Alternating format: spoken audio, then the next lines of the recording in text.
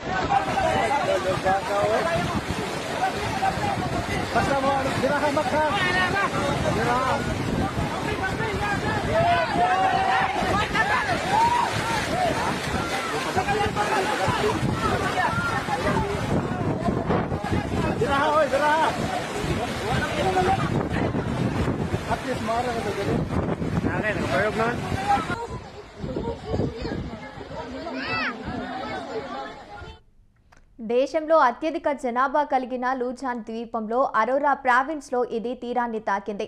స్థానికంగా ఉవాన్ అని పిలుస్తున్న ఈ తుపాను 1800 కిలోమీటర్ల మేర విస్తరించి ఉన్నట్లు అధికారులు వెల్లడించారు. 3/2 దేశ భూభాగం దీని పరిధిలో వస్తుందని అంచనా వేశారు.